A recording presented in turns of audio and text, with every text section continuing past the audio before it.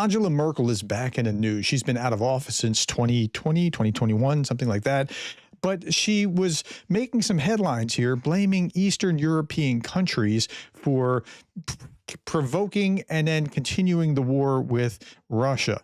Let's talk about Angela Merkel. So ex-German Chancellor, 71, blames Poland and Baltic states for Putin's war with Ukraine. I'll show you the actual article in just a moment, but I just couldn't let this one pass. Okay, Merkel says Poland and the Baltic states are responsible for Putin's war in Ukraine. This was carried in a Daily Mail. Let's look at a few paragraphs here. In her telling of the story, Poland's refusal to support the Minsk agreements, a pair of key international agreements between Russia and the EU, emboldened Putin to properly invade Ukraine in 2022. Oh, that's right. It's the Poles that emboldened Poland. It wasn't what she did that caused okay, so cause is not the right word, but emboldened or incentivized or enticed Putin to go further because he wasn't getting punished for what he had done.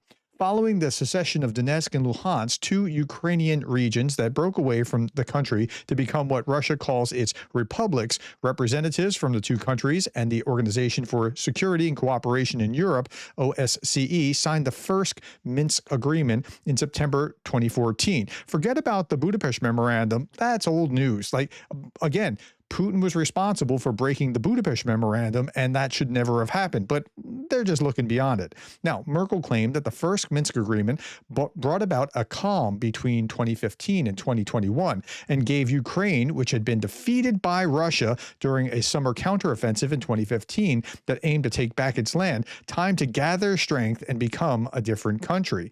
That's the way that Merkel is talking about this.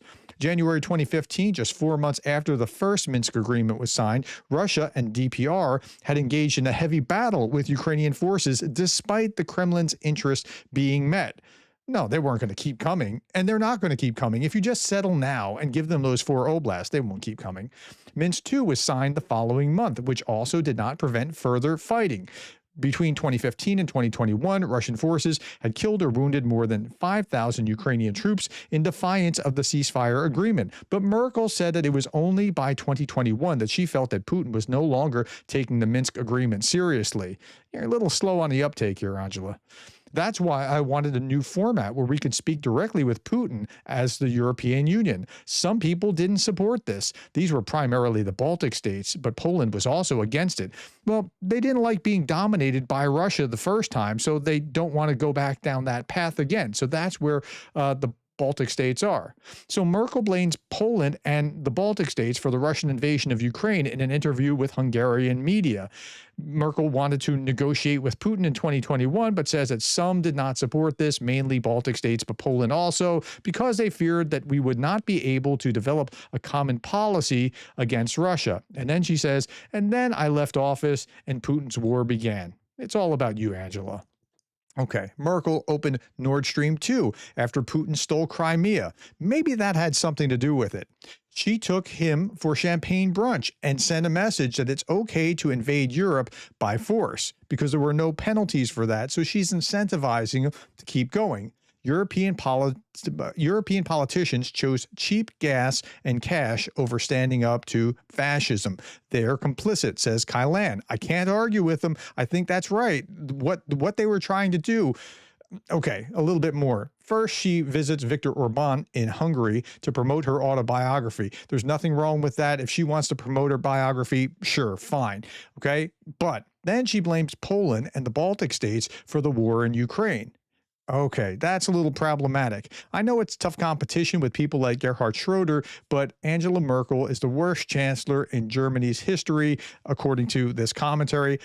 I'm not going to go that far and say that that's what's going on, but she was following here's what I perceive. She's following the Golden Arches theory of conflict and prevention, and was late 20th century's idea that stating that no two countries with a McDonald's franchise had ever gone to war against one another since getting their first restaurant. So she's being condemned for, by the way, this is all the countries with locations of McDonald's around the world as of about 4 years ago.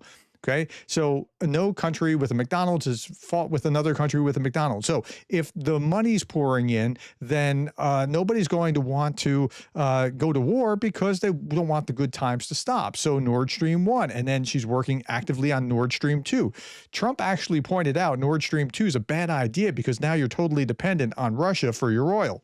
He was right about that. Okay, again, I don't fault her for wanting to hawk her biography, but she was wrong about some things, it turns out. And, you know, with this, I would have thought that this was a good idea too, except you can't overlook that Putin just did what he did in 2014 and then continue down this path. So that brings us to this. Branislav Slanchev, who, by the way, a lot of you said lots of really complimentary things about him. I'm going to have him back on sometime to talk about things. He was incredibly insightful in his videos. He said, "This is the most brazen distortion of history that this woman has engaged in. She's either too stupid to understand that the Kremlin never intended for the Minsk agreements to work. They were a way of putting pressure on Kyiv to submit to Moscow, or she's absolutely a shameless liar. My money is on the latter." Now, this is harsh words for an academic. Remember, we try to be measured in what we're saying, and that's pretty fired up language.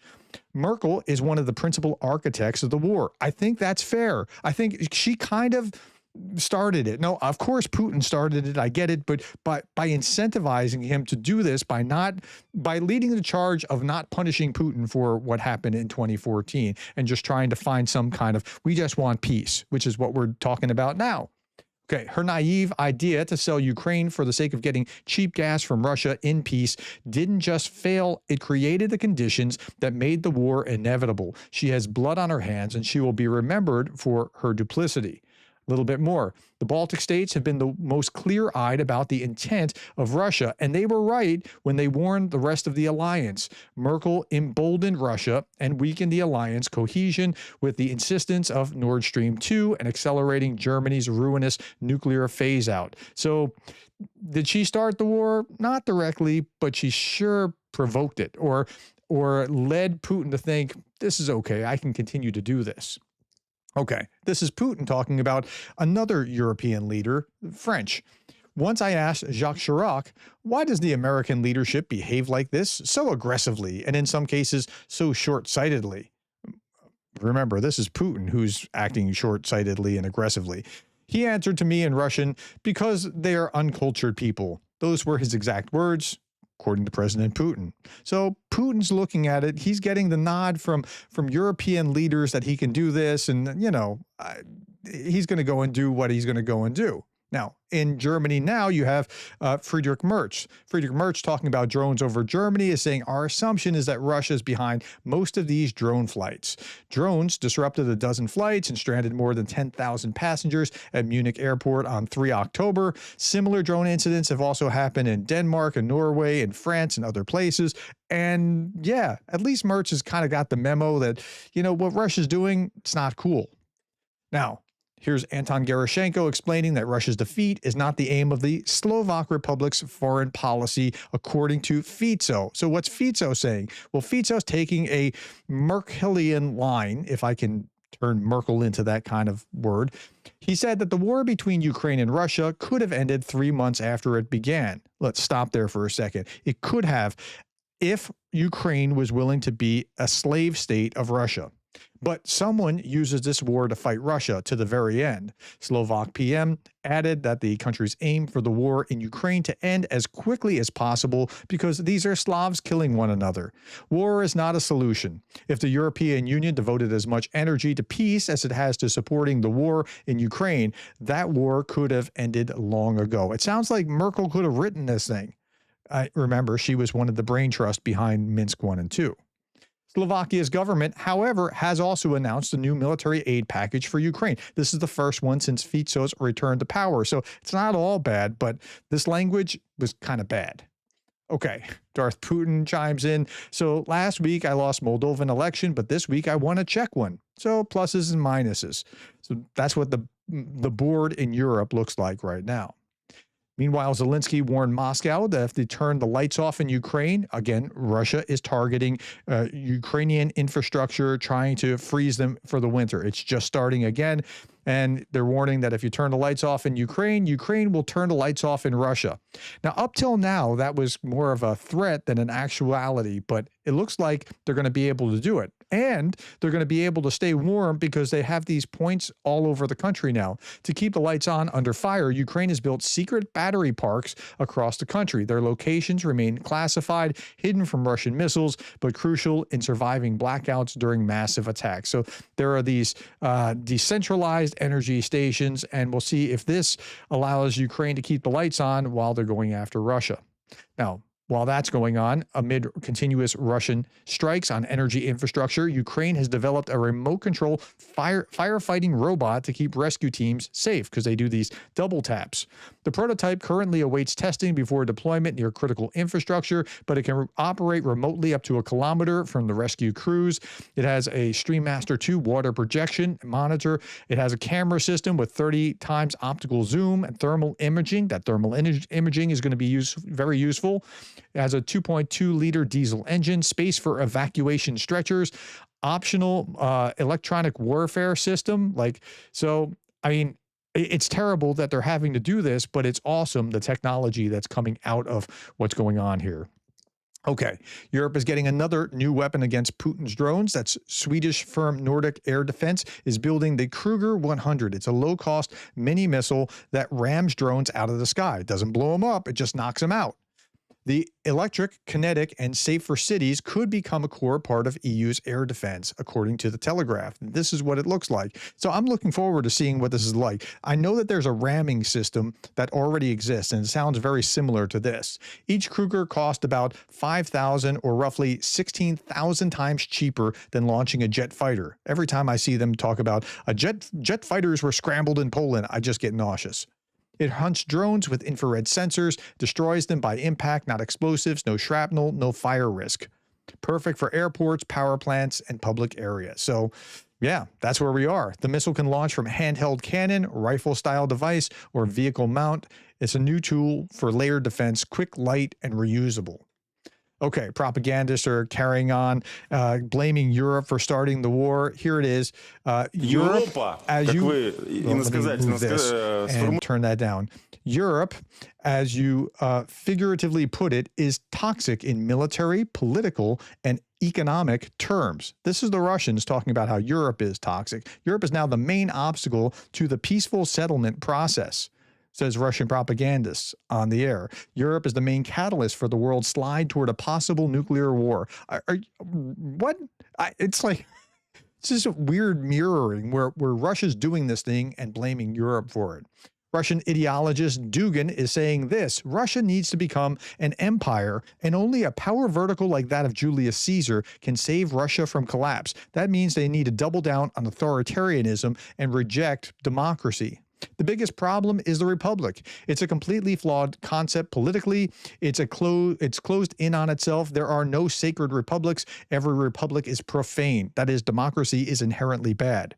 An empire can be sacred or a state, but not a republic. A republic lacks spiritual hierarchy. I don't know how he figures that. Personally, it seems beautiful that the people are the power behind a republic rather than the whims of a dictator.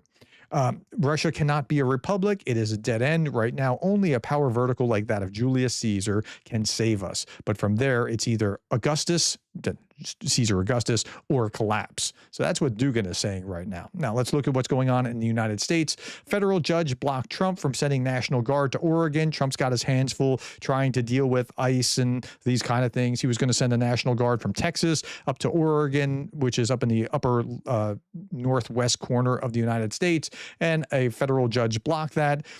So that a judge blocked that is showing that the executive is being checked. So this is not fascism. Now, if he crosses that and says, who needs judges, and then does it anyway, then we want to look at it. Now, there are other problems. Trump flips his shutdown approach, leaving Congress to take the heat. Johnson gives assurances to top Democrats that he'll move government funding bills. The government has been shut down for 6 days now, And so while that's going on, the United States still did not block arms supplies to Ukraine due to the U.S. government shutdown, according to Zelensky. So that's good to see as well. The U.S. is urging allies to oppose a UN resolution calling for an end to the embargo on Cuba, citing Havana's support for Russia's war in Ukraine. Listen to that. Washington claims up to 5,000 Cuban fighters are aiding Moscow's invasion, shifting its diplomatic stance ahead of the upcoming UN vote. So there's been these very little zags. Zigzag, 90% has gone toward Russia, but in the last month or so, it's been looking much, much better. This is just commentary, but if it's true that up to 5,000 Cubans are now fighting in Russia or for Russia in Ukraine, it is no longer possible to deny that this is a global conflict in every sense. Okay, that's fair, but there's also international legion in fighting for Ukraine. So that's, there's also that. But he goes on and says, what we are witnessing is the reemergence of a new Eastern Bloc, uniting Russia, China, Iran, North Korea, Cuba, and a collective security treaty organization states under one shared purpose to challenge and weaken the Western-led international order. And I think that is very fair. Okay. The ISW assesses that there are at least 1,945 Russian military objects within the range of the 2,500-kilometer variant Tomahawk and at least 16,055 within the range of the 16,000-kilometer variant. This is why the Kremlin is trying to prevent the United States from providing Tomahawk missiles to Ukraine. Putin's talking a lot. You can see on this map, like how far that they can reach with this. Putin's talking a whole lot about how it's going to destroy all the diplomacy that has gone on between Russia and the United States. But you know what? I think it's going to happen. And if it doesn't happen, Ukraine will create its own. It'll just take a little bit longer for that to happen. So Putin has been promoting this various rhetorical lines, trying to deter the Trump administration from providing the Tomahawk. I think it's going to fail. I think they'll actually get it.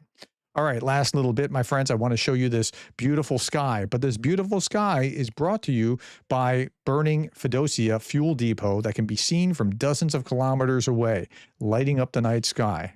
Look at that beautiful sky. Now, it's beautiful not just because it's picturesque, but it's beautiful because we've taken some steps closer, and I don't know how many, toward the end of the war with this kind of sky. Thank you, my friends, for your time. Thank you for the likes, the shares, and the subscribes. Tell me what you think about this. Hit the subscribe button if you don't want to miss anything. And thank you for being the kind of person that cares about Ukraine.